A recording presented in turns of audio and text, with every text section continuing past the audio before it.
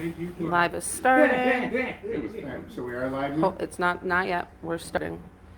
And we are live now. That's what it says. There we go. Yeah. All right. Hey there, tribe. Welcome to our first round table with the Smiths around the fire table here. Of course, as luck would have it, we're starting a little bit late just due to meta technical difficulties. And the GoPro. Note to self, do not do an update right before a live, or you may have to jump through a crap ton of hoops. So anyway, thank you for joining us. It is construction season in Michigan here as well, and so Danathan is running on Danathan time again. So this is just an hour tonight where we figured we'd love to sit down and talk blades, talk about how we got into it. For those of you who are new, introduce ourselves to you, and just have a great discussion. So please share it out. Send in questions. My beautiful daughter Kira is moderating this. So that was her little sharp, pointy thing. Guess who just walked in? Oh my God! So Danathan. Look at that prima donna. Danathan. I ran into two traffic jams. Yay! Dan, your spot's right here. So you look like you need some bourbon, Dan. It's a good thing that Dad poured some for you. He's wearing his European carry-all too, guys. It's a European man bag. It's a European man bag. It's a satchel. Indiana Jones. A satchel of holding. You must have went You in the gotta office make sure you today. don't have any owl bears that have not been fed in ages in Dan, you must have went into the office today. You got your badge on. Oh yeah, I did go into the office there. today. Ah, sucker! I know, right? See how observant I am? I haven't made my bajillions off of making knives yet. Yeah, that's right. Coming. Hey Dan, Yeah. can I, Next or week. Brian, can I have one of you guys do me a favor and pull that down a little bit so I don't get so much backlight? Yes, man. It just about halfway is good. There's There's a string over here. Oh, got it. Okay. Well, That's the way I do it. A little bit more. Just about, yeah, that'll be perfect. I did. Yep. and we're flexing. We'll pop that shirt. Mhm. Ready, I'm telling you. Oh, what? All right, so we are. You want to brief Danathan Yeah, since so- he wasn't so- here? Yep. So this is our first one. We're just going to talk about, introducing ourselves to the tribe. For those new people, also talk about maybe like the first time you got into bladesmithing a little bit, and just kind of share anecdotes and stories and things like that, and Yeah. anything we want to really. So, I'm Chuck, kind of I guess the founder of the Tribal Edge, and I'm now 20 years into bladesmithing. My first blade actually was I did my own version of Casper Crawford folder. That was my favorite blade at the time.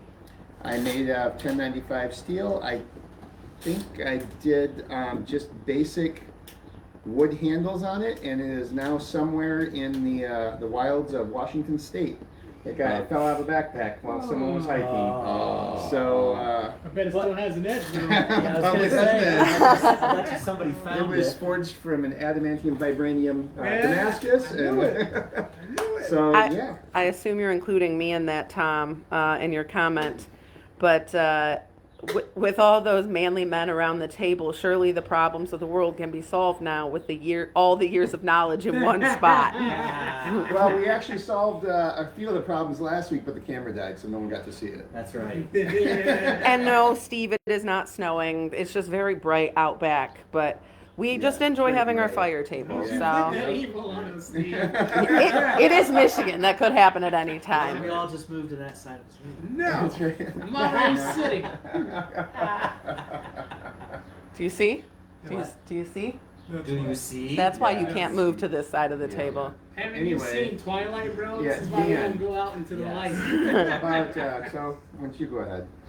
Oh, okay. I'm Dan. Most people call me Dan. Interesting. That's because you said your name was Dan. Right. So I guess we'll call you Dan. I always say I'm glad my parents named me Dan because that's what everybody calls me. Me too. That's what we call you here, but that's Let's awesome. see. I knew Chuck, from 20 years ago? 25 now? Yeah, about 2000. Yeah, so about 25 years ago. Chuck was my martial arts instructor and went through the black belt test in the San Yando system. Yeah. And then I just kind of fell off the map for a while. And when I climbed back onto the map, I was looking for stuff to do and people to connect with and things like that. And had watched Forged in Fire before, as everyone does. And yeah, so I heard about his knife making workshop, and of course I knew him, so we connected, and I came over for a workshop. Never left. And never left. I love it. And then I came over He got for collected. yeah, he got collected, right. And then I came over for a second workshop and wanted to do a third workshop, and I said, Chuck, this is getting expensive. And he said, well, I'll tell you what, if you help me with the workshops and help me around the shop doing rough cuts and stuff like that, then I can use the equipment. And you supplied me with a lot of stuff early on, and then I just started getting my own supplies. Oh, I got 3 billets of Damascus. Nice. From? Right? Well, how we get Damascus is from Alabama Damascus, and they have auctions a lot. So I'll bid on stuff in the auctions. I won all 3 that I bid on. That's some luck. You need to play the lottery, Dan. That's what you need to do. And you just picked up a couple mosaic pins too, didn't? I just picked up a lot of mosaic things. Oh, a lot? Oh, I thought I saw you say 2. Any particular oh. design Did you go that back? speaks to you the most out of the pair you got? I got the octopus one. Nice. He sent me a picture of those. I gotta get you some of those for Good Kitty. That's dope. She's shaking her head. I nodded. Except octopus wouldn't work the same for This Good is Kitty. Octopody. This is not larceny. This is. It is? It is. You just poured it. No, I poured it. I poured it on time. Did you really? Yeah. And then it- 5:58. I haven't let it It mellow got, enough. it got bored at 5:58. Did you try How's your the? pictures? It wasn't as good as I So, hoped, but yes. I really did. Then it was I a was great at the gift. point in my life where I needed sort There's of some up there if you want to try it. to be able to step away. Speak up To a be little able to bit. step away for There. a while. Yeah.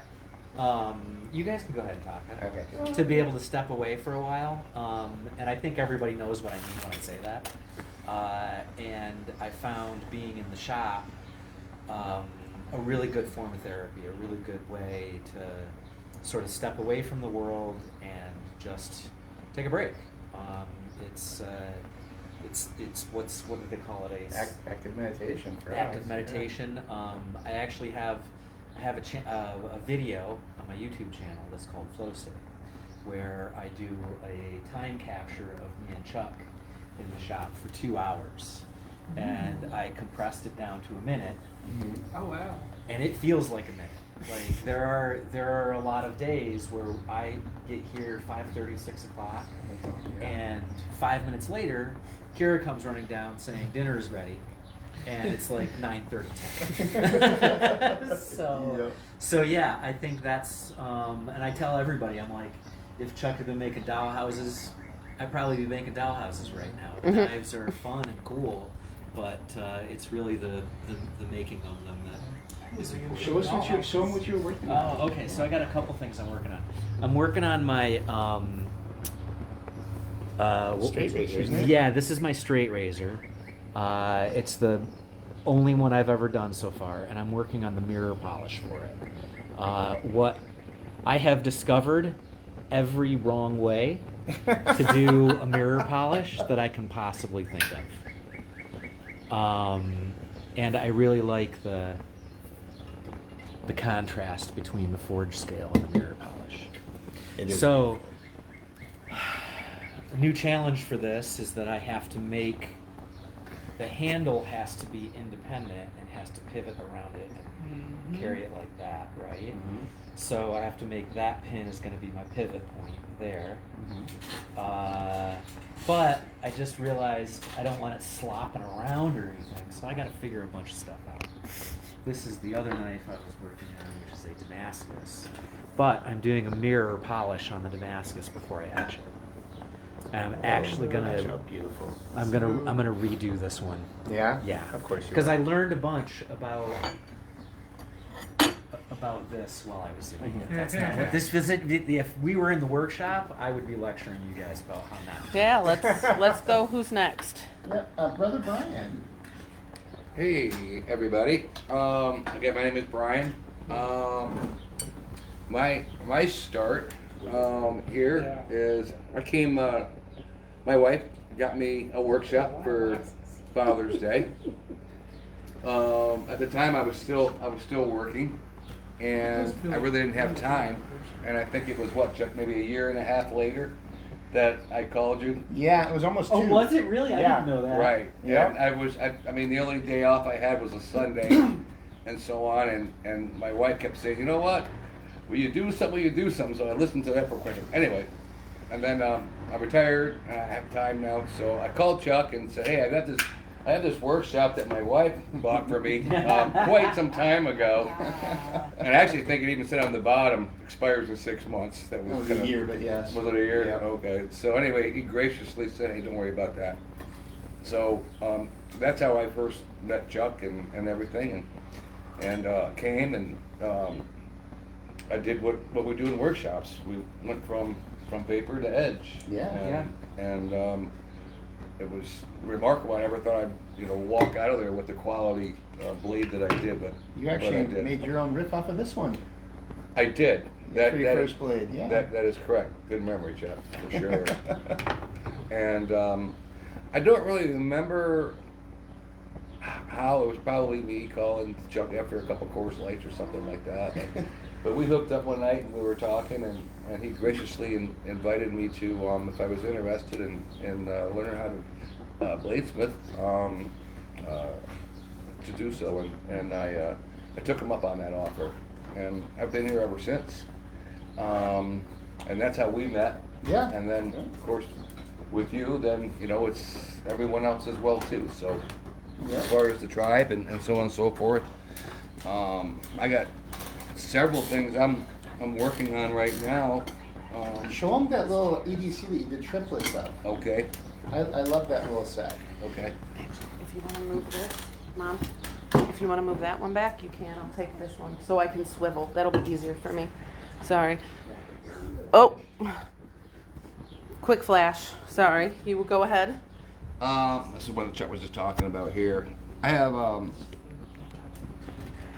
twin cousins, Mike and Steve, and I wanted to do something for them, but I also want to do something for myself too. So I made, this is what we call the triplets. You want to set it over here by the fire? Right. So, yep, sure can. So we can see it. Yep. And that was one of my It's a- earlier, if I say earlier, Yeah, for the short yeah. time I've been doing Second it. or third blade, yeah. Right. So did that, and we're all hunters. So I did a whitetail buck, mosaic pin in the middle, and so on and so forth. My cousins were just ecstatic over that. So yeah. So that's a finished product there. You're working on your first Damascus one now, aren't you? And then I'm working on my first Damascus, and that just so happens to be for another cousin.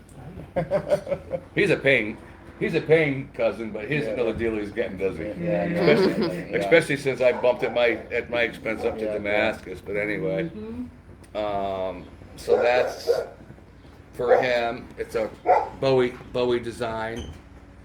We've had a lot of discussion on what we're going to do as far as pin placements. There is going to be a mosaic in the center.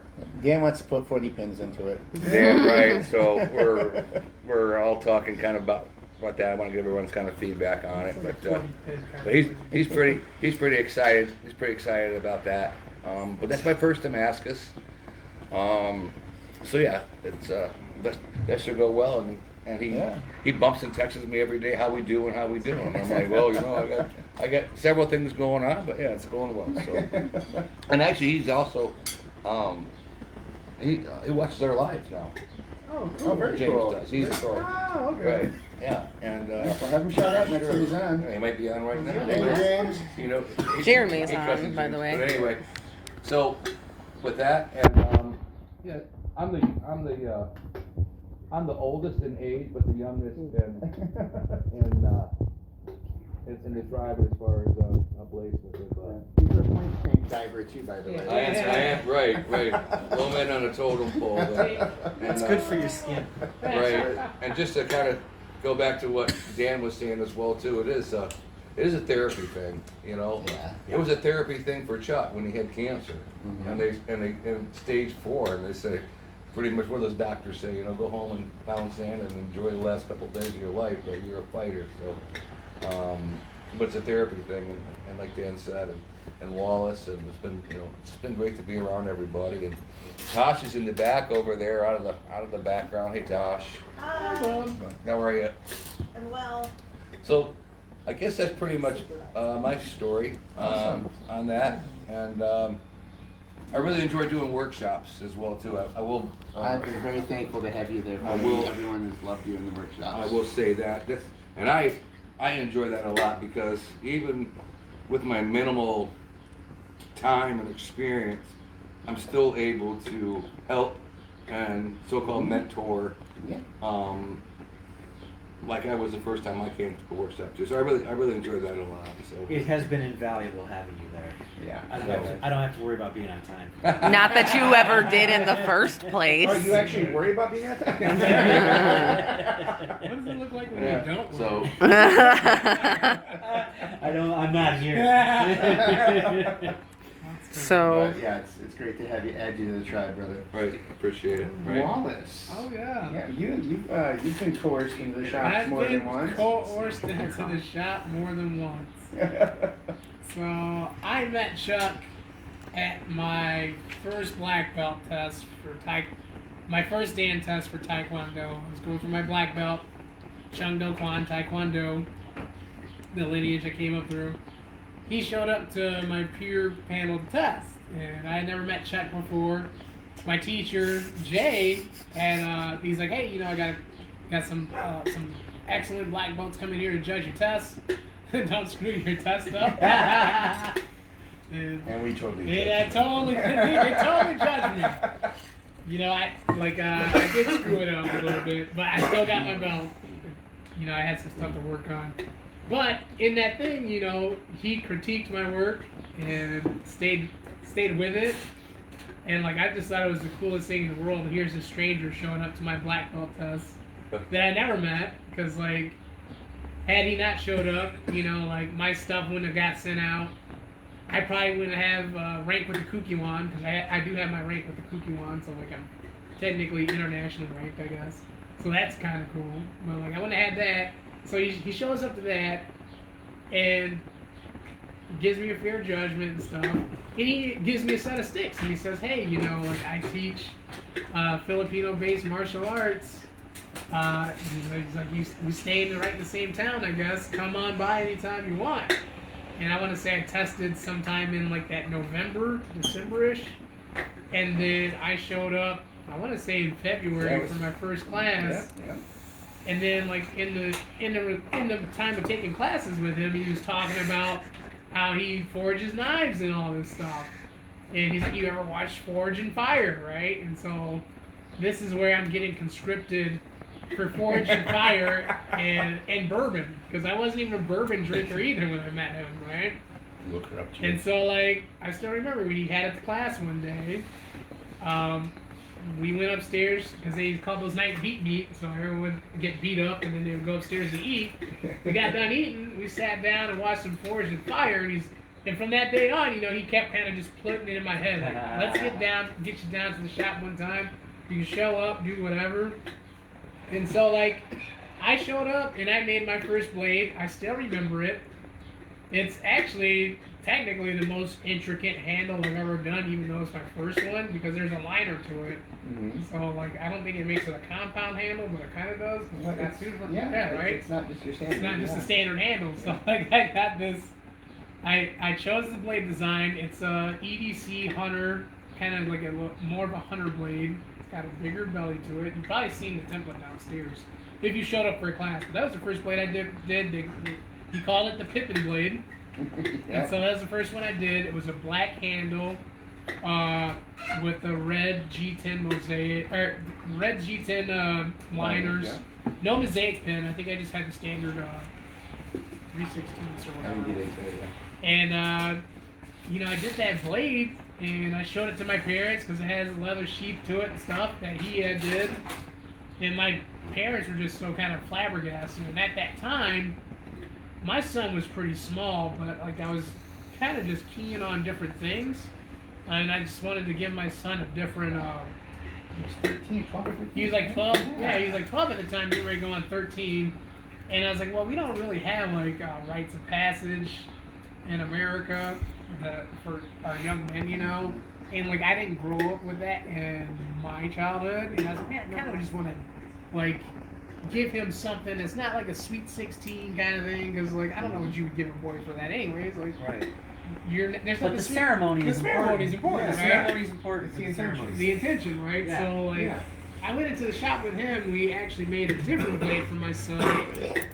Same body style, but it was a blue handle. Blue was his favorite color and stuff. The I grinded that thing down so thin that I'm surprised it didn't work. Like, it was definitely one of those things that as soon as you dipped it, if you heard a tape, then like, yeah, you know, that was it, right? But like it came out great, and you know, to this day, my son's 17. He still has that blade, and that's the thing that's gonna last his whole life. And he, if something happens to me tomorrow, like he's gonna have that blade, and he can look at it and be like, hey, you know, my dad made me this blade, and we had this kind of little ceremony at my parents' house for it and stuff. We actually talk about that a lot when we go to shows about how if you take care of a blade will essentially become a family heirloom. Yeah, exactly. Yeah, and I think that's something interesting that I was thinking about it. I did a blade for my friend Ross, who's got a YouTube channel. He's riding across the country.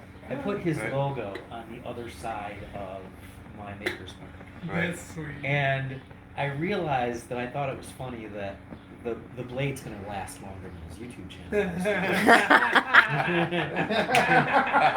Man, I wish he was on right now.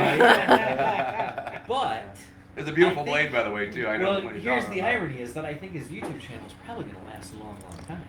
Yeah. Yeah. But the blade's going to last Longer. Mhm. decades, Yeah. if not centuries, if it's Right. taken care of, Right. literally. That's I a mean, good- We have that's a have really- blades from history that are that old. Yeah, well, yeah. That's a really good point, too. You talk about being able to hand it down generation to generation. Legacy. Right, because the Damascus Bowie that I'm doing right now for James, my cousin, he has no intention on utilizing it. It's all about I didn't hear that. I know, right? It's painful, right? I know, but it's all about for him. It's a Baldwin heirloom that he's going to Sure. put somewhere on a shelf or a mantle. He's going Wow. to take it to the family reunion in September. Blah blah blah blah blah. But you know, he knows it's going to get passed down. So that's something else that's kind of special to really what we do, and people that we do it for. Everyone has, like when people come into the workshops, you know, some people come in, they have expectations of already in their mind of this is what I want to make. This is my design, my build, right, Chuck? Yeah. And others don't. But regardless, they're there. They can always be passed down and not just get, you know, Yeah. tucked away and, you know. And it's something that is, it's from our past. It's definitely in our future. I mean, it's not going away. It's something that it's one of our most basic tools, and it pervades every culture on the planet. Yeah. And they're still here. you know. Here. But what talking about your latest yeah. design? Oh yeah. So I have a full-size blade. This is technically the thought it was sharp. well, not the Bring this it is- closer to the fire Yeah, so we can sorry. see it. Thank so you. this is my full-size blade. This is based off the EDC that I carry. This one has got a thicker spine to it. So I'll just pull this one out so you can see them both, right? Like they're very similar in build. This is the one I call the Confidant, and I call it that because it's actually named after my lady, but it's also just a thing that goes with me everywhere. Like I put it on, and like I hardly ever notice that I'm wearing it, and so that's why I was like, oh well, the Confidant is something that you want with you everywhere all the time, and it has a ring on it. So this was the first ring I designed, but when Chuck was like, yeah, you should do a bigger version of that, I was like, all right, I can do that, but let's do one without a ring, because I actually want to just make this one kind of more of a camp knife, and I plan to actually do some camping this summer, so I want to field test it and chop. We'll get chop lots of some video of things. that. Yeah, I plan to do that.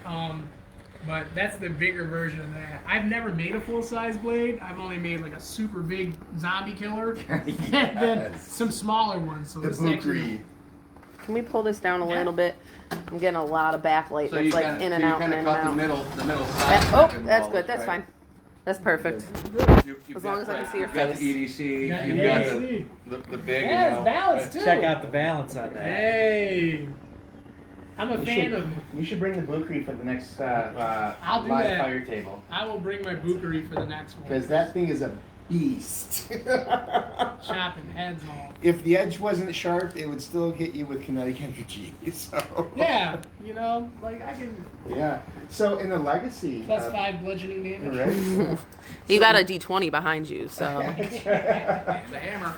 If you Hands. speaking of legacy, so and taking care of your blades and having them become heirlooms, one of our closest friends, Jack, Oh yeah. has been a longtime customer, and he's got a number of tribal edge blades. Don't let and- him lie to you. He's pretty much bought every blade shop. So Jack, we love you. Not because of the blades, but we love you.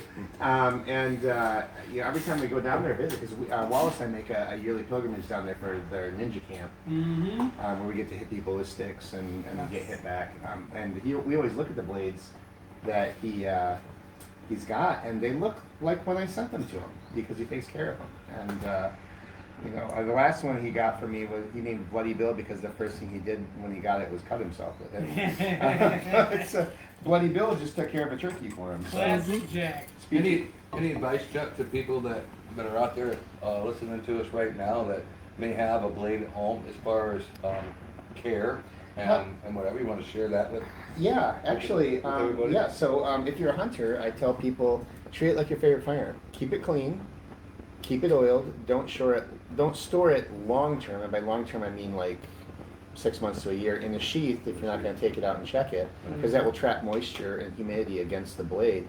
But we also use a butcher block conditioner on our blades because it's food safe, and a lot of our customers are hunters or avid outdoors people, or with kitchen knives too. Yeah. So the butcher block conditioner is super inexpensive and available everywhere. Food safe. Yeah, yep, Food safe. yep. It's Amazon. food grade mineral oil, beeswax and carnauba, and just you can wash them off with warm water and soap, dry it immediately, and then put a layer of the butcher block on it or whatever oil you want. If it doesn't, food safe isn't a requirement. You can use pretty much any oil. Hops 9, WD-40. But Olive oil. yeah, but that can go rancid over time now. So yeah, but yeah, technically yes. Technically you could. Yeah, so just wipe it on, wipe off the excess, and Yeah. put it back in the sheath. I use butcher's block. there you go. Oh yeah, That's there what we I go. use. Yeah, so this is the stuff that we get. I just happen to have some in my bag. Yeah, and we're obviously not sponsored by them or anything, but we would love to be. I was gonna say, I'll tag them right now. Are you following them? I do my But I do my storage blades about every quarter. yeah, The ones I don't touch. yeah. Every quarter I'll just grab my rag and my butcher's Yeah. block stuff. Yeah. Right. A lot of the customers I do commissions for are avid collectors and/or users, and they have their own methods. So, guys, if you actually have any suggestions on how you've successfully cared for the blades that you have, please put them in the comments. I love to share knowledge. I'm always growing. One of the things I love about teaching workshops, and Brian alluded to this earlier, was that we learn from our workshop participants as well, because we never know what you're going to ask. No. And we're sharing our method of bladesmithing, and there's lots of different methods, but one of the things I've always encouraged my smiths as well as my coaches in our martial arts system is don't be afraid to say, I don't know, let's find out.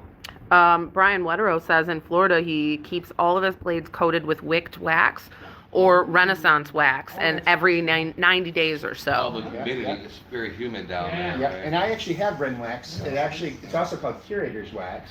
Okay. And you rub it on and then polish it off. And it really is helpful for people that like to touch blades because fingerprints are actually acidic and corrosive, and you will actually leave fingerprint rust spots on there if you're not careful. And Florida is a humid state, so Yes, it is. thank you for that, Brian. Right. Well, and You walk I outside, you're sweating. I use a beeswax as well, and for long-term storage, I'll put the beeswax on and not remove it after it dries. Yeah? I'll Just leave it on, huh? Just leave it on. And then just buff it out before a show or something. And just buff it off. Right, Yeah. right. And this is a knife thing, but for those of you that might be handgun owners as well Freedom too, seats. Yeah. I pull all my handguns out of the holsters. It's the same thing. Yeah. You leave it in a holster like you leave your blade in a sheath, Yep. and it does. So That's why I say treat it like your I have favorite to, firearm. Yeah. Right. I actually have a schedule that tells me don't forget Oh, that's a to. good idea. Like an oil change. Hmm. Yeah. Later on, right. But for your blades, That's a blade right oil there, change. right. Yeah, I think Steve Perry actually told me one time he's got like this process he uses. I can't remember if it's sandalwood oil or something like that that he will actually Really? put on his favorite blades and Yeah. when he stores them long term. And Steve, if you're on, please correct me if I'm wrong, but He I remember was. you and I had a conversation about I that. wonder if that smells amazing. Sandalwood oil? I just remember the tick. I'm not talking about sure. that. Yeah, If anyone ever gets any rust on their blades, I love they it can too. send them in and we can do a spa day and Yep. clean that up. And now, if there's any patina on it, we'd also have to remove the patina. So And patina helps protect against rust. it Yes. does. Patina is didn't- very normal for high carbon blades. Didn't you just have somebody reach out to you recently about how their family member had put their knife through the dishwasher? So Hey, I tell you what, I was not present in that workshop because I tell everybody. By the time they leave, they're like, Brian, if you tell me no dishwasher, I'm gonna shoot you or Yeah, cut yeah, you. no. So I actually they reached out over IM, and one of the blades made it through the dishwasher, and it's not the water that hurts it; it's that sanitizing And cycle, the heat, right? the heat, and so that will break the epoxy down. That will actually damage, and warp and crack the handles. Yeah. And so, they're going to send it back in, and I'm going to redo it for them. But Right. that's not covered under warranty. Right. Well, and That's the kryptonite of our blades. but Yeah. I think it's to our point that I mean they're generational because Yeah. even if you do put it in the dishwasher, it's really just a matter we pop the handles. The handles off. We can It's use it, we fixable, can't- we correct, can right. fix it. Yeah, Yeah. we don't even Right. need to rebevel it really. We Right. get it on the Scotch-Brite, something like Right. that. Yeah. Get it Right. nice and cleaned up, put new handles on it, and it's yours again. Yeah. Yeah, we can salvage it. Yeah. It's like surgery. Brian Right. says his guns are coated with CLP every 90 days too. He keeps them in hard cases with the desiccant. Desiccant. There we go. Yeah. Desiccant packs. Because how Florida is brutal on steel. If you guys So need a great spot to get good desiccant packs from, like big ones, if you know anybody in IT, they always send Oh, these all the huge time. packs in the server boxes. Yep. And a friend of mine at work, because my full-time torture job is working in IT for a large organization, and they had huge data centers, and so they would get these buckets of like desiccant packs, and so I have a bunch, and if anyone wants one out there, let me know, and I'll see if I can get one to you. But they work amazing, and they're not the little chiclet-sized things that you get; they're these big ones. those like the silica packets Yes, or yeah, whatever. exactly. Ah, Yep, okay. Exactly. No, the desiccant. Oh, the They're other those thing big is, Cisco boxes. Yep. Yeah. Yeah. I've been experimenting with the True Oil. Have you? Yeah. So if you coat the blade, in True Oil, it Literally? creates. Like how coated is this? Well, so what? Tell us the pro- So True Oil is. Tell us the kind of- process, Dan, because I'm really Yeah. interested in doing that Yeah. on something. I'll just do it quickly. Bear Correct. with me. Yeah. So True Oil is essentially, from what my research, right, is kind of a artificial version of linseed oil. Oh. Right? It does the same thing. it leaves in a very, very, very thin coat of kind of a polymer, right? And what I do is I put a coat on, I wait maybe a couple hours, I hit it with Scotch-Brite, I put another coat on, I do that probably 3 or 4 times, and then I do a coat and then wait overnight and hit that with 3,000 grit, Okay. and then I do another coat and wait overnight, and then it's done. So it's about a 3 or 4 process. It's by a the time 3 or 4 step process. Right, It's gotcha. a couple of overnights. And so, how about longevity on that so far? Are we still kind of looking for data on that? So or- far, we're looking for data on that. I mean, my biggest hesitation, I hesitate less putting it on the handles. Right, right. That makes sense. And my concern with putting it on the blades is that it could get scraped off, Yeah. and then it would just. I mean, functionally, it would be fine. It just You're would gonna look see- Right, it would right. not Well, look well, nice. and any of those coatings, whether it's Damascus Yeah. or etching in Damascus, or using like the nitride coatings or the the titanium oxide or whatever they call them, all of those are surface treatment. The gun bluing. Yes, yeah. So all of those are going to be things that potentially will wear. I mean, I've actually had this blade for 8 to 10 years, and this is a Damascus blade, but you can see the wear, and I've never actually re-etched this. But you see the Damascus because of the etching process, which provides an oxide layer, and so that's going to wear. I'm curious to see how the true oil ages over Under time. use. Yes, under heavy use. Under heavy Yeah, use. That's yeah. the key, right? Yeah. So, and like I say, from a utilitarian standpoint, it's fine. Mhm. Like it, you just need to oil that part, right? If it starts to wear, but it's just not going to look good. Right. So, I don't know. Right now, the jury is kind of out whether or not that's. Well, it's a relatively new recommended process for us, methodology. generally speaking, Yeah. and the handle though, on the handles it looks absolutely beautiful. Right. Absolutely. On the gorgeous. blade, it looks absolutely beautiful, especially when it comes to Damascus. Damascus. Yeah. But so now the question becomes, how does it wear? And that's something we'll just find out over time. Yes. Well, you, Steve Perry answered your question earlier. I'm not going to read the whole thing. You can read it. And that was kind of, well, I was asking the process too, because, well, you know me and handles, Yeah. and wood and whatever, Yeah. and with that process that you're putting on. I need that the for handles comments. was Done with that, so I got to stay open. That's I was thinking about doing that with maybe with that Damascus blade that I'm working on for James as far as. So the other thing I'd recommend now with the Damascus blade, where I don't know what we're talking about anymore, but we were talking about about the that. handles and So this linseed one- oil and whatever.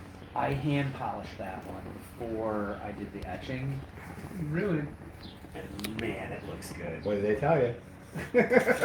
And I have You want a also bread? Let me learned. just put it over here for you.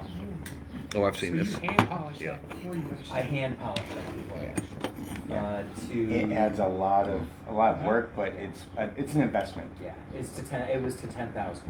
Holy cow. Okay. Yeah, you really. I just got some 5,000 grit pads.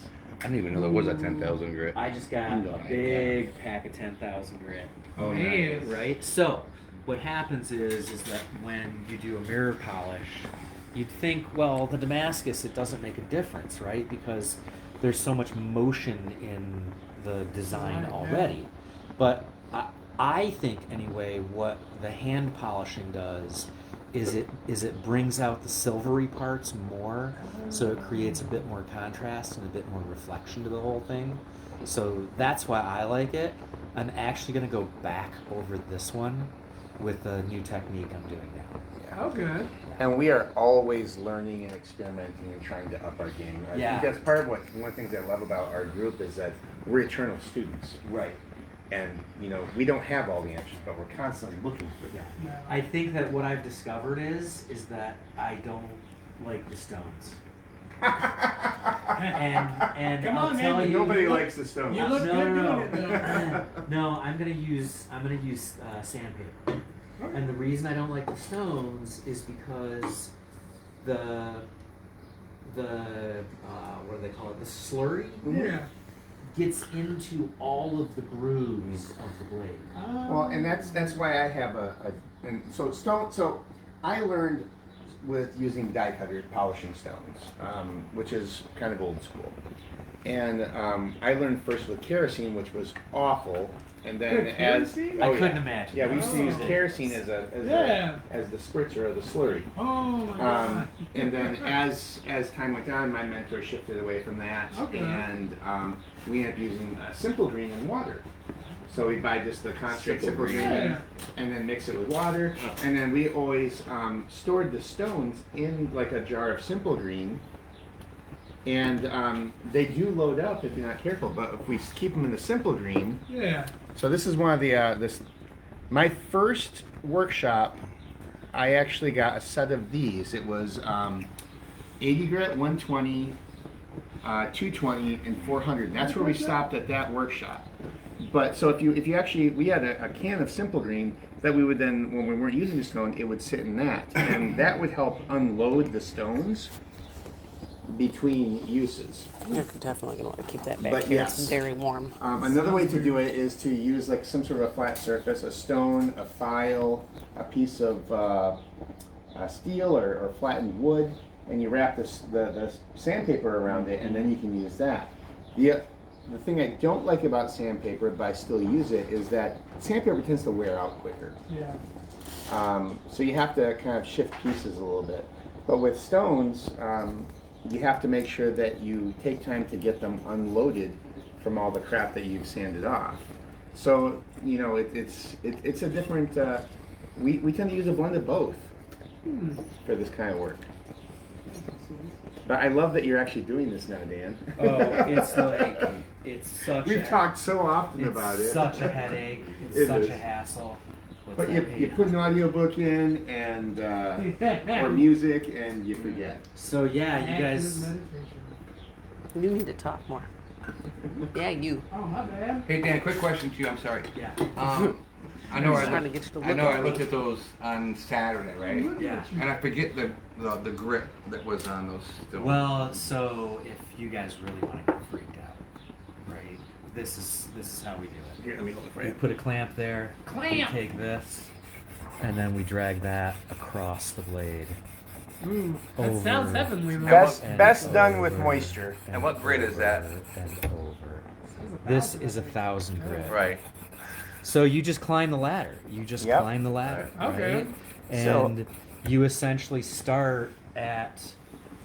What I do is I start at about 400, right? Okay. I take it up to blue Scotch Brite on the 2x72. Okay. After blue Scotch Brite, I will clamp it in and I will hit it with 400. And it will reveal all of the flaws of my Yep. and then what I'll do is I'll usually take it back to either 120 or 120 220. or 220 to get the deeper stuff, right? Because sometimes, as painful as it is, you just have to go up a grit, you know, or down a grit. I don't know what the order is. So I've been through all this, and I'm loving watching these guys go through this now because it's fun. You can't beat this kind of a finish though. But it is tedious and but it's worth the effort. You know, you get out of it what you put into it. A lot of times what we'll do too is we'll do a crosshatch with the stone that we're doing, and then we'll make all those crosshatch marks go away, and that's how we know when we can move to the next stone. But yeah, this is So yeah, I've done this now with the large flat yep, ceramic the stones, W2. Yep. right? So It's in there more. so that's like a back and forth thing, and the biggest problem is that it's got to be so flat. Mm-hmm. It's got to be so flat. I would Any kind never of know. ridges in there or anything. It's just. I just use the Super. machines. Yeah. That's all I So just far. use the machines so far. But we will drag you in. Last So- question. I'm sorry. Last question for you, Dan.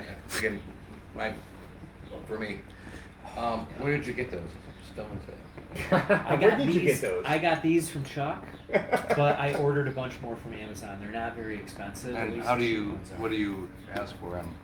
Amazon. You go to Google, Amazon. I don't remember. I can show you.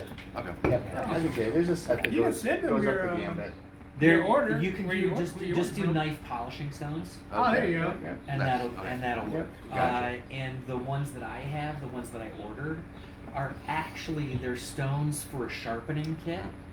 Right? Some of the sharpening kits have the clamp, the angle ones, and it's all the same. Yeah. Because that's so it something I doesn't can actually do at my kitchen table Right. as I'm watching TV. That's what I and- used to do, actually, And yeah. just, you know, so that's why I asked. I actually clamped to a breadboard, to a Now- cutting board. With Right. that So being somebody could do it said, at home where I didn't have to be in the shop, right? So it opens up my days of being able to. yeah, no, yeah, it's with that being said, I'm probably not going to use the stones much anymore. Or wrap the sandpaper in, because you know they're true. Well, I'll wrap Yeah. the sandpaper. Yeah, Yeah, that's yeah. what I'll do. But it's just that all this gunk gets in there, and it's no, Yeah. no bueno. Yeah, well, if that happens though, put them in some Dawn dish detergent and water and just let them soak. It'll actually pull it out. I got a question. Yeah, go ahead. Go How ahead. many iterations of design has the shop gone through? I was wondering that Oh too. my god. So it's short, try and make a short story. And my daughter Really? just rolled her eyes at me. You don't know the meaning of short. So when we moved in here, the shop area was divided into two spaces. It was about 1/3 storage and 2/3 wood shop. Oh God, I remember. Right? Because the person who owned this, and there's a whole funny story behind that. I'll tell you at a different Yeah, time. they're a whole funny person. He actually had a woodworking shop down there, and he had this giant ass workbench that was essentially a queen size waterbed frame that he turned into a work surface. Smooth. And so that was the first iteration shop. I had one 2x72 and a 1x30 Harbor Freight grinder and a drill press. You shush.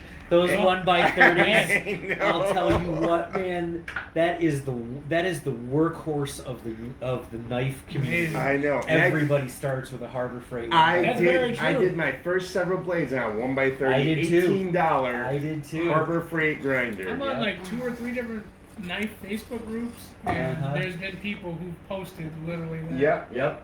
Yeah. It was amazing. Like, yeah, But, I got this already. Right? But there was a wall between the storage Yeah. side and the other side, and my wife said, "Chuck, if you get busy, and you show me that it's working.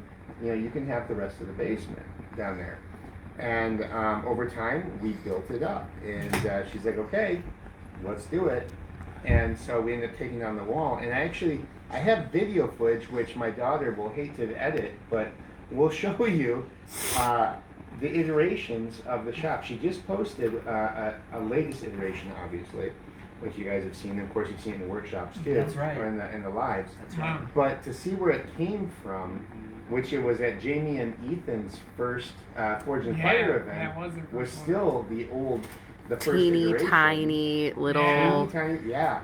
And now it's been evolved to the point where we call it the Tetra Shop, Mm. because Marty, who's a good friend of mine from work, is also a woodworker, built me all those pods that you see that can roll around. Everything down there, except for the drill presses, Tried made. It's been codified. has been modified, and eventually we're actually waiting on the last pod to get the drill presses on the pods too. Right. So yeah, it's been quite an evolution.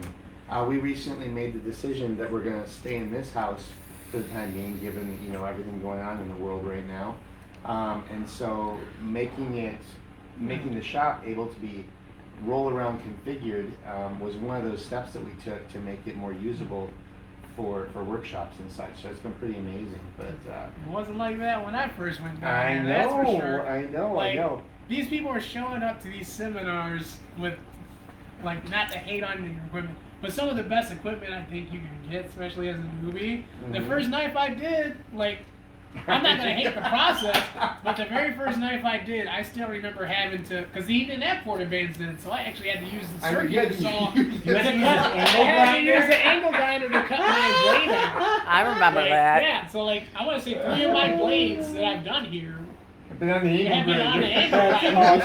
awesome. And then these guys showed up. Oh, I got this Forge and Fire brand. Just think of how badass I am. Here they are with porta bands. We should have made them go back I have thought. Aren't you glad I'm you did it so old glad. school? I think we need to do a angle grinder drill press challenge. Oh, shocked. Well, like they do Only like the tool, charcoal two ones or Yeah, without yeah, electricity Yeah, like or the whatever. minimal power tools. Yeah. Right, angle grinder and hand drill. That's all you get. Oh, you It's are not a evil. bad thing, but it just goes to show you, right? Like, if this is something that you're called to do, Mhm. like, you don't need No. all that, the most expensive equipment out there. Sometimes you just need some shit that'll get you by, and then Yeah. you can just kind of move on from Yeah. there. Well, and one of the interesting things, like I always tell people, like I learned a lot of the old school. You know, my first workshop was coal, Oh my god. and I'm very, coal's not. They didn't have electricity back You then. Yeah. shush, young lady. I resemble that remark. Dinosaurs had rights.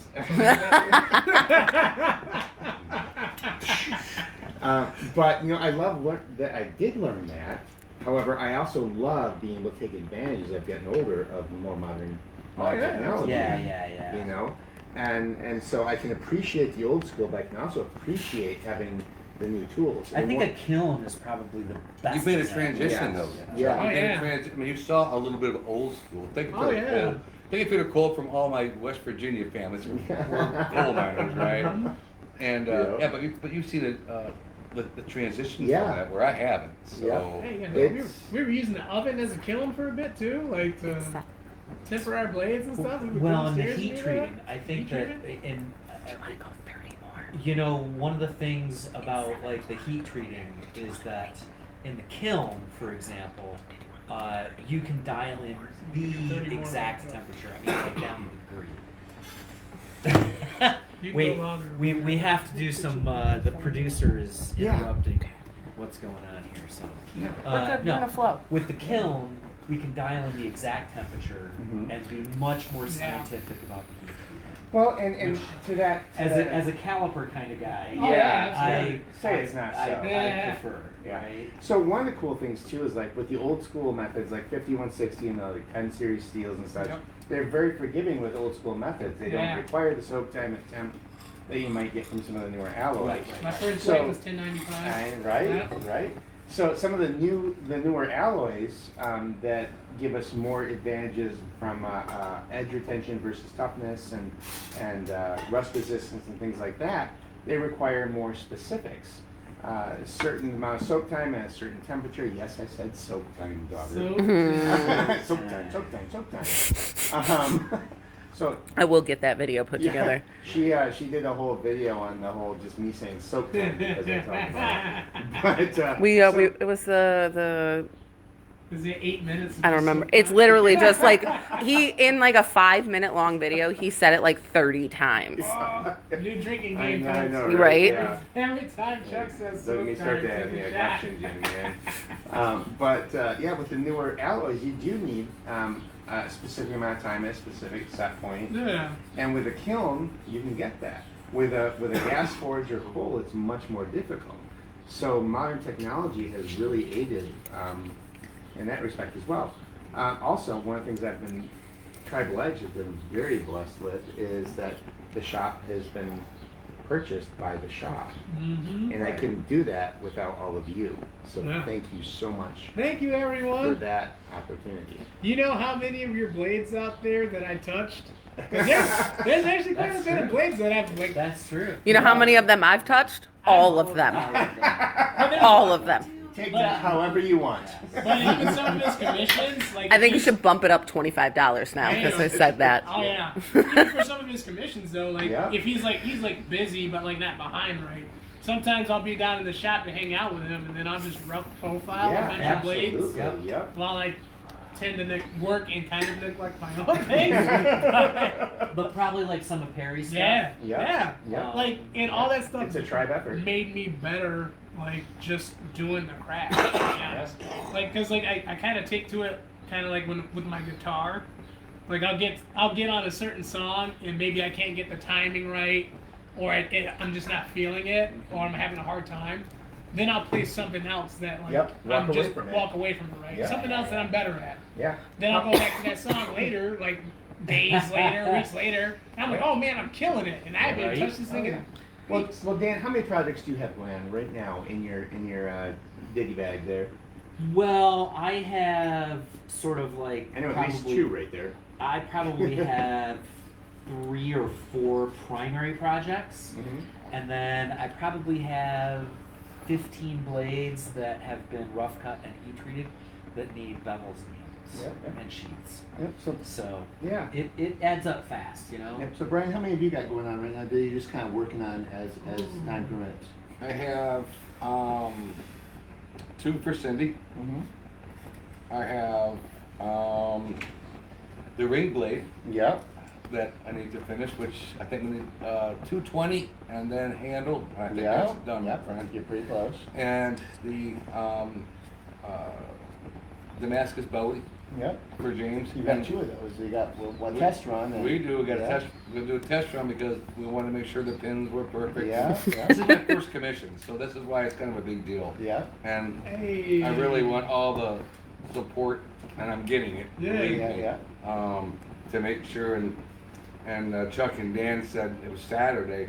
Yeah. I'm working in Damascus, and I'm like, pin and well, why are we doing that on mono steel? Just we'll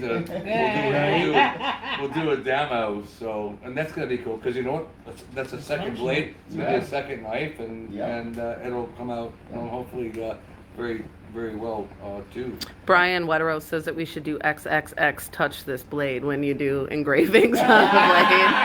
I love it. For what you asked for, I've got one of your commissions going right now. I think we should etch one of Chuck's blade with "I love to be caressed." I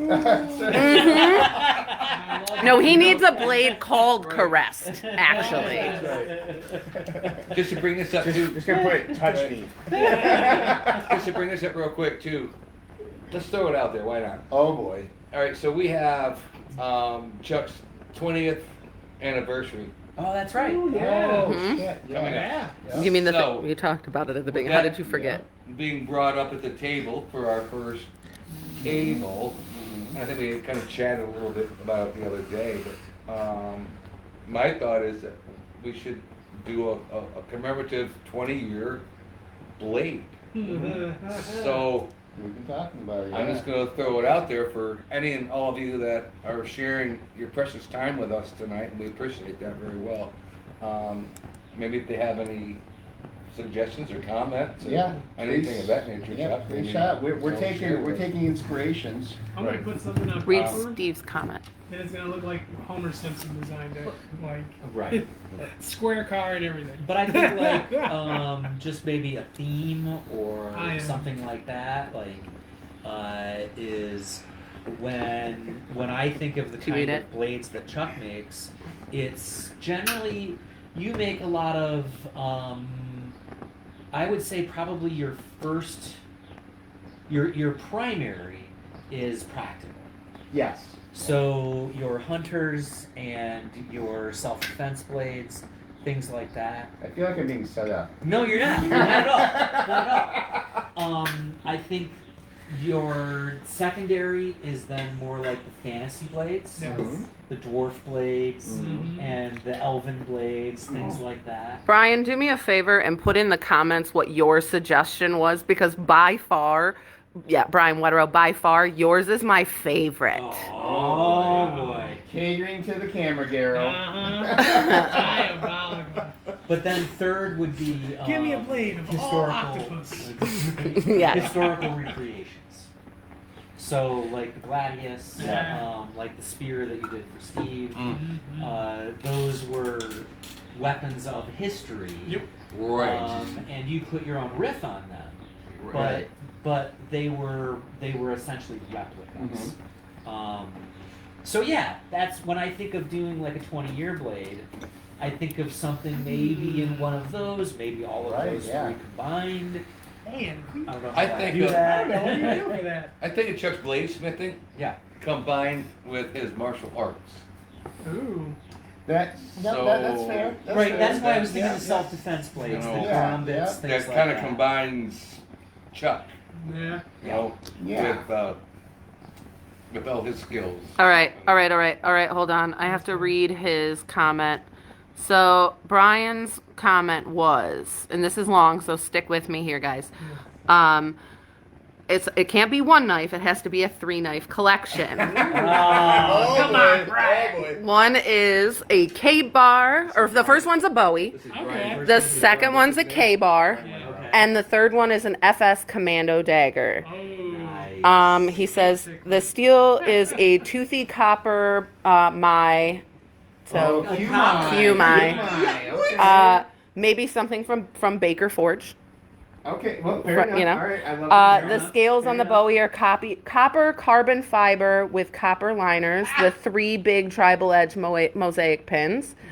The K-bar guard and maybe bolster are copper, stacked with leather handle is leather stained, a nice rich, which you know that, what's his name's gonna love that, Ed from Cinder Rose? Cinder Rose Leather, yeah. Stacked leather handle is a leather stained, nice, rich, coppery color. Pommel is also copper with a steel skull crusher. You know what? It wouldn't be Brian Wetterow if it didn't have a skull crusher on I'm it. glad you give me general parameters. Is the crusher faceted?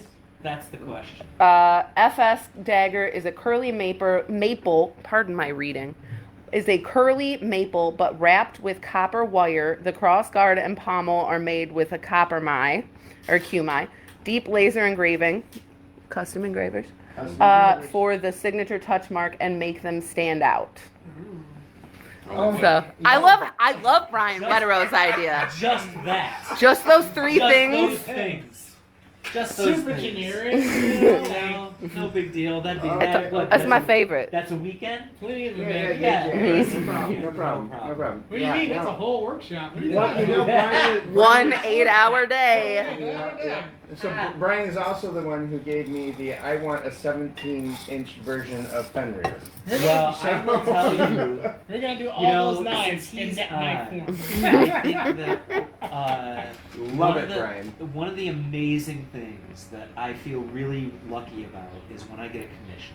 Yes. Because absolutely. commissions oftentimes push you maybe a little bit out of your comfort zone. Oh. For you, a lot out of your comfort Yeah. zone. Brian goes simple 2-day project. It's simple to do. Maybe even more so the first one. Yeah, very much so. Yeah. Well, Um, yeah, and that's one of the things I love that because how do we learn? Yeah, You we, know, we how do we learn. grow? You know, and again, kind of back to martial arts stuff, Mhm. right? Is Right. that you want to have that pressure, but too much pressure Mhm. is then overwhelming. Yeah. Well, So you want the when the commissions come in, what generally, you taught me this, you give a really long lead time. You give a long lead time because part of that lead time is you walking away from the project.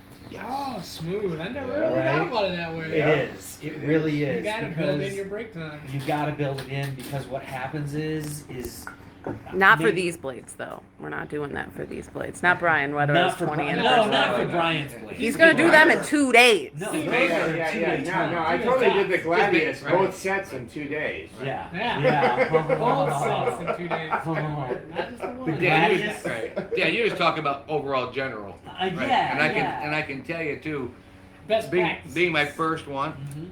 I lay in bed at night thinking about this. That's how I get all messed up. Welcome Right. to the group. I have my pin positions exactly where I want it, then I change, and then I see something, and then land your note. But so I understand, right? It's and because I think every blade and every knife that we make that we want to pull out of Chuck's shop, we want to be the best that we can do Yeah.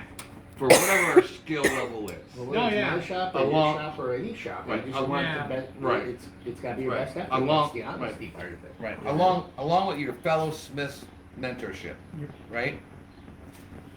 But on the commission thing, it took it up a couple He levels, raises Yeah. your level. right? You mean the Because- anxiety level? Yeah. All levels, Swimming laps around All the levels. anxiety pool. right? So where you're almost afraid to touch the damn Oh, thing, you know? yeah. But I can see that. Steve Perry had a suggestion. He said I'd like to see the sled in Damascus and copper or Qumai, with white ebony handles and your logo mosaic pin. Oh my god. The copper theme, it seems to be the Copper thing. sticker. That has to happen. That has to happen. Kumai is amazing. Typically, it's a 5-layer. Really? From my understanding, is it's considered That's what I a think. gomai, but because it's got copper in it, they call it Q. kumai because It's the Cu chemical is, symbol. is the chemical symbol. Yeah, that So makes the, sense. what is it then? The edge. The edges, is hardened steel. well, the center, And then you get a yeah. river. So the center is typically your edge steel. Okay. Now And your then you've center, got- when he's talking about center, just so people are clear, Yeah. he's talking about if you look at the billet Yeah. from straight on, Yeah. right? So the center. Yeah. So the center is typically edge retention steel, so high carbon of some sort. Yeah. A lot of times it's 1095.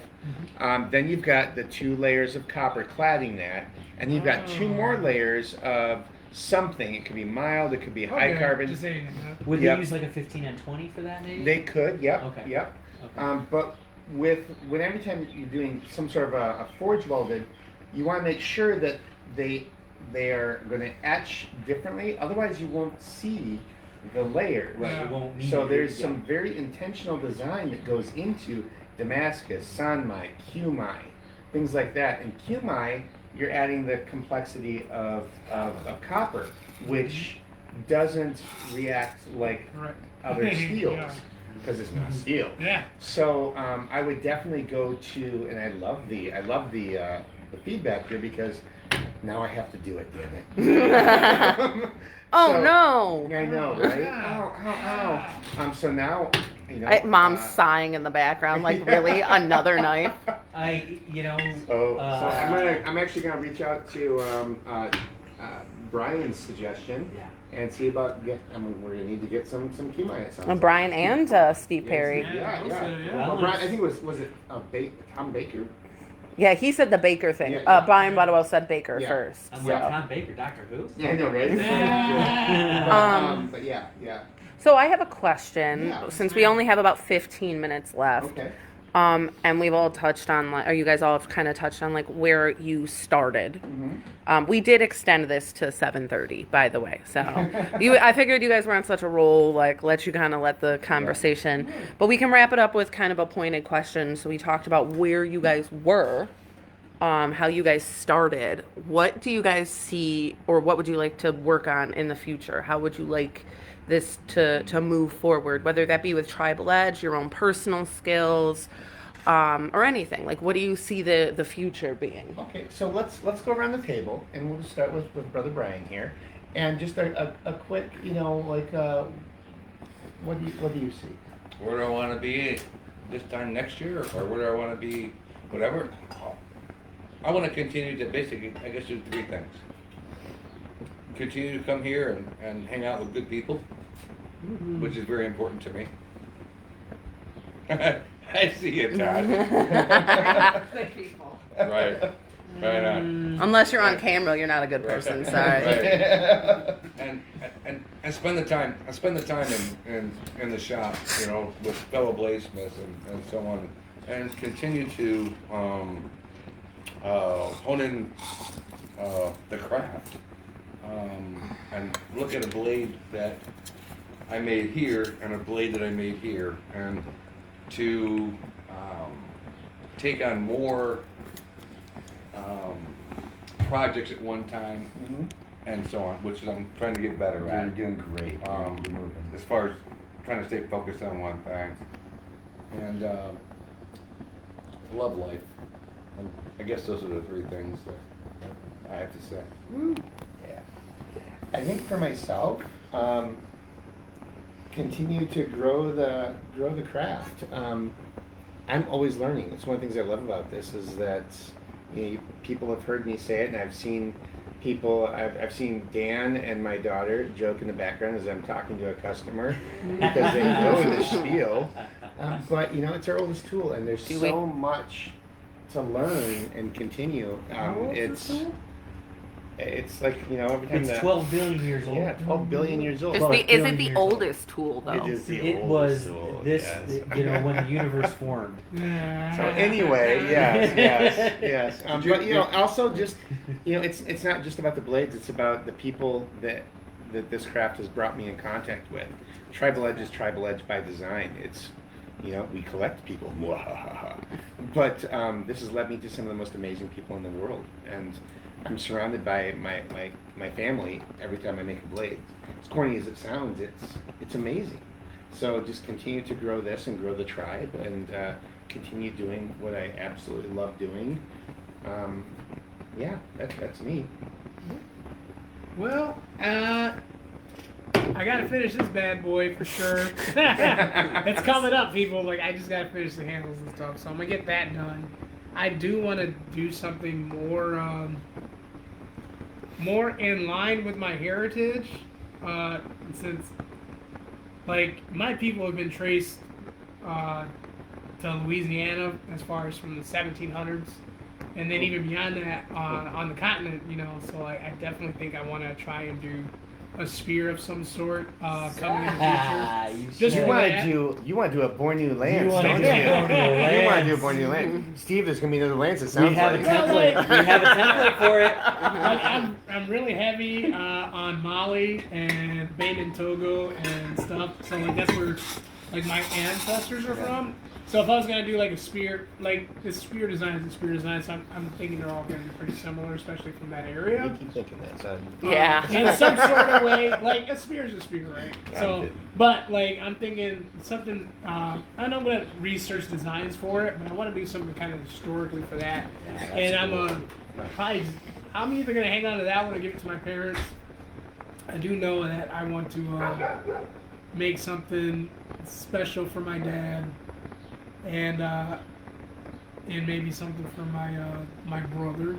Just because I've never made them anything, and like I do have a plan for that. My brother's an electrician. He was an electrician. He's actually a maintenance man. He works for like GM or whatever, so like he makes pretty good money. But like, I guess. That might be a commission. might be commission. But like I want to give my brother doesn't walk. We're twins, but he doesn't walk around with a blade every day like I do. So I want to give him something that's like badass, but like kind of for everyday use. Yeah. But anything for him though, Yeah, right? Like yeah, so, like absolutely.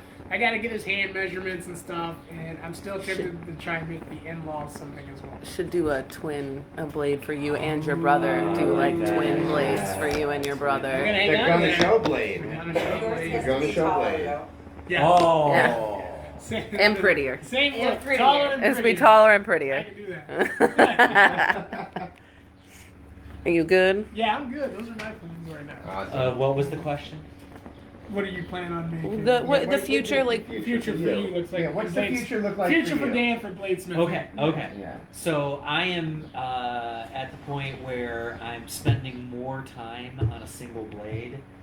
I really I spent a lot of time getting the polish on this one, and I'm gonna do more segmented handles and things like that. So yeah, I just want to spend more time on that stuff. But I think more than anything else, for me, it's that this kind of what Brian said. This is an oasis, and when you find yourself thirsty and hungry, crawling through the desert of life, Got this blade. that's the trouble. I like that. Other than that- I like that better than the Island of Misfit Toys. We can be the oasis of Misfit toys. Oh, the oasis. Very nice. Instead of being stranded, where you're stranded on an island, people go to an oasis. Yeah, It's that's the oasis of Misfit Although, Toys. I will say, of all the places in Rudolph the Red-Nosed Reindeer, the I mean, Island it's of probably Misfit the funnest, Toys is right? probably The the funnest best. easily. Yes. Yes. I will, Cindy's most favorite movie. Rudolph the Red-Nosed Oh, Reindeer. really yeah. nice, nice. It's a classic. It's a man. classic. I will How s- you not like that? I will say that recently we had the opportunity, thanks to Brother Brian here, to support the Hunt for the Cure. And if you haven't seen them, please look them up on Facebook, Hunt for the Cure. It's an amazing organization that works with, tries to help raise money for cystic fibrosis research. and I had some trepidation going into it just from or listening to the speakers and stuff like that. But the speakers that they had were very dynamic, amazing people. The people there were amazing, and we were fortunate enough to raise just under $3,000 for that organization through our Thank you, Brian. Yeah, thank you, Brian. and 3,400 actually. What? Yes! And I have to say this also, that I donated a set, and Brian and Dan collaborated on a set, and their set brought more money than Yeah. my set. The students have become the teachers. Yeah, exactly. So I could not be prouder of them. Yay! Combined with Darth Vader. Yeah, that's right. Who has the high ground? That's also really caused me to want to look more at how can we give back. Obviously, for me, cystic fibrosis is an amazing organization to benefit for, but I also want to look at cancer research for me, especially the lymphomas, given my past. So look forward to the future of us also starting to post about things that we're trying to generate for whether it's auctioning a blade off or going to a benefit, or if you have a story that you want to share with us, you know, we'd love to hear it, because, you know, this is something that we can do. Yeah. You know what I looked up the other day is there are several dog sanctuaries That I need to in buy Yeah. For purchase? to live in. that would love Right. a donation. Right. We talked about that the other we night. could do in the form of an Oh, absolutely, yeah. For And, real? like, Well, I mean, if we could auction it off for something Yeah. and then Bark, donate the knife, proceeds. bark, No, knife, yeah. bark, knife. Yeah. I'm for So moral of the story, though, without going too into specifics, is if anybody has a donation or a program, or like we've done Gilda's Club, we did Hunt for a Cure. We've donated to Muskegon Bowman, Bowman Club had a so yeah. that you know. Yeah. So we go ahead. Yeah, we recently also donated a blade to an organization that they actually help foster kids and foster homes with helping to blend and do outdoor activities. That theirs specifically was around camping, which is right in our wheelhouse. It is. And And what a healthy thing exactly. for kids, you know, Right. is to be grounded in nature. Yeah. And experience the natural world. Exactly. So things like that, we are 100% behind trying to support, and one of the ways that we can support it is through donations and efforts like we did with Hunt for the Cure. So that said, I think we're at time, aren't we, Doug? We got 4 minutes, so Any last questions that we can shout out about? nobody's really asking any questions. Patricia stopped in, and Jason stopped in. Dylan Bryant stopped Oh, very in. cool. Dylan's from our Tennessee family. Yeah. Yeah. One of the things I'm working on is my YouTube channel. I'm thinking I want to do more YouTube for this stuff. Hey. And it's EdWillie222, EDWILLI222. You can also just go to bladesbydan.com and get all of my links. Shameless plug. Boom. Yeah. Shameless. Yeah. Shameless. Speaking plug. of YouTube, thank you for that, Dan, a Yes. reminder. We also are trying to up our subscription so that we can actually start doing YouTube Live. I think we were at 20 last time I checked. But please, if you haven't Yeah. yet, please subscribe to our YouTube channel. Well, If we you go need to, 50? I think we need 50. We need yep. 50 to go live. Yep. So 30 of you people. Yep, and if you go out to youtube.com, it's at Tribal Edge BBC. Search for us. We've already got a bunch of content out there. My beautiful daughter Kira is working on transferring our lives out there. I got everything up till the end of 2024, so I just got to put out the rest of this year, and Excellent. yeah. Excellent. And so we are also going to be working actively on some shorts out there for like a day in the life. Various things. Dan and I are going to be working on a clay video for doing Nice. differential heat treating on W2 steel. We just did one on Right.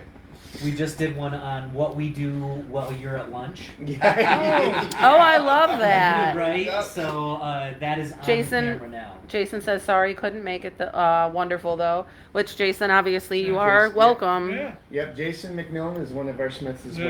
well. He's got a little farther to travel. Oh, I found. I actually found. comment for Dan. I found Yeah, doesn't YouTube have an age Elvis limit, Dan? made designs that we Oh, worked no, that's the on that's paper, the snaps. So I check. actually need to put a template. Oh, there you go. That's That's the one, gonna yeah. be another one as well. Okay.